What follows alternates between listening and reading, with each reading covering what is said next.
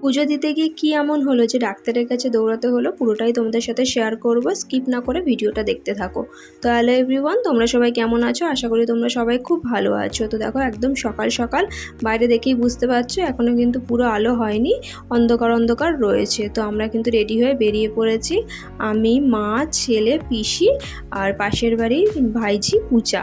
তো আমরা চারজন মিলে বেরিয়ে পড়েছি পুজো দেওয়ার জন্য। আচ্ছা, তোমরা কি আমার মুখটা দেখে কিছু বুঝতে পারলে, কিছু আন্দাজ করলে কেমন একটু অন্যরকম লাগছে? তো অ্যাকচুয়ালি আগের দিন যেহেতু দোল ছিল, তো পুজোটা দোলের পরের দিনই পড়েছে, তো এটা দোলের পরের শনিবারই পড়ে। এবার যেহেতু শুক্রবার দোল পড়েছে, পরের দিনই হয়ে গেছে এটা। তো ওই জন্য দেখো মুখটা পুরো মানে রঙটা এখনও বোঝা যাচ্ছে, আর এক একটা জায়গায় পুরো স্পট স্পট হয়ে রয়েছে। তো নিজেরই দেখে না কেমন হাসি পাচ্ছে। তো দেখো ফলটা না আমি আগের দিনই অফিস থেকে আসার সময় নিয়ে এসেছিলাম ফলটা, কারণ জানি পরের দিন বেরোনো হবে না শুক্রবার দিন, ওই জন্য আগের দিন নিয়ে এসেছিলাম। আর মিষ্টিটা জানি যে ওখানে পেয়ে যাব, তো ওই জন্য মিষ্টিটা ওখান থেকে গিয়ে নিয়ে নিলাম। নিয়ে দেখো তখন কিন্তু ওই 5:30 6টা বাজে, তখনও কিন্তু লাইন অনেকটাই পড়েছে। আমাদেরটা তো কেনাই ছিল, আমারটা আর মায়েরটা, কিন্তু পিসি গেছিলো না সাথে, পিসি আর ওই ভাইজি, ওরা দুজন কেনা হয়নি ওদের। তো ওদের আমি বলেছিলাম যে চাপ নিয়ে লাভ নেই, ওখানে সবই পাওয়া যায়। তো ওই জন্য ওখানে গিয়ে তো আমরা লাইনে দাঁড়িয়েছিলাম, আমি আর ভাইজি লাইনে দাঁড়িয়েছিলাম, মা আর পিসি গেছিলো কিনতে।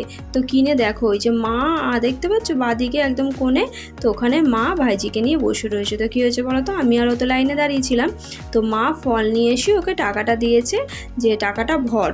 তো ও দেখছি কি কেমন একটা মানে টাকাটা ভরতে পারছে না, কেমন একটা করছে, মানে হাত ঠাতগুলো কেমন কাঁপছে, মানে ওর মাথা ঘুরিয়ে গেছে, ও পারে মানে শরীরটা খারাপ করছে, মাথা ঘুরিয়ে গেছে।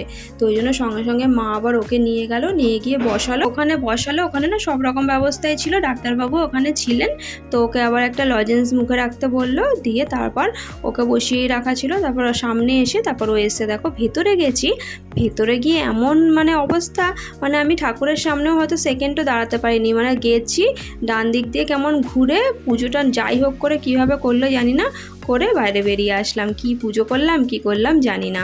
তো যাই হোক বছরকার পুজোতে এরকমভাবেই হয়, কিছু করার নেই। তো আগের বার না আর একটু তাড়াতাড়ি গেছিলাম পুজো দিতে, তো সে তাড়াতাড়ি হয়ে গেছিলো, এইবার একটু দেরি হয়ে গেছে। তো আমরা যেই সময় গেছি সেই সময় ঘট গঙ্গায় নিয়ে যাবে জল ভরতে বা কিছু, তো ওই জন্য অনেকক্ষণ বন্ধ ছিল, তো ওই জন্য আমাদের সময়টা লেগে গেছে।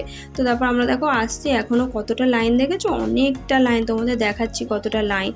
লাইন শেষই হচ্ছে না, মানে যত বেলা হচ্ছে জানো তত লাইনটা বাড়ছে। আস্তে আস্তে দেখলাম পিসি কোথায় একটা দাঁড়িয়ে গেল, এবার পিসির কোনো চেনা পরিচিত কাউকে পেয়েছে, তো দেখছি কথা বলেই যাচ্ছে, লাইন এগোচ্ছে, পিসি কথা বলতে বলতে লাইনের সাথে এগিয়ে যাচ্ছে, আর আমরা এখানে তাই নিয়ে হাসাহাসি করছি যে পিসি আসছেই না, পিসিকে আবার পুজো দেবে। দিয়ে আমরা বলতে বলতে তারপর আবার পিসি চলে আসলো। দিয়ে ওখানে না আর এক জায়গায় মা শীতলার মন্দির আছে, তো পিসি ওখানে যাবে পুজো দিতে। তো মাও আমাদের টানলো, ওই জন্য ওখানের জন্য একটু মিষ্টি, ধূপকাঠি, মোমবাতি, ফল নিয়ে নিয়েছিলাম, নিয়ে ওখানে চলে যাব পুজো দিতে।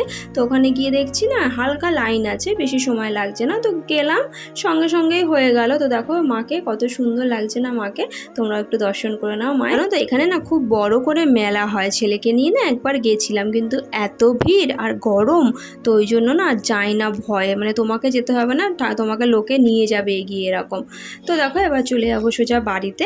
তো আজকের ভিডিওটা এই পর্যন্তই, তোমাদের কেমন লাগলো অবশ্যই জানিও, আর ভিডিওটা ভালো লাগলে লাইক কমেন্ট শেয়ার করতে ভুলো না কিন্তু। Bye bye.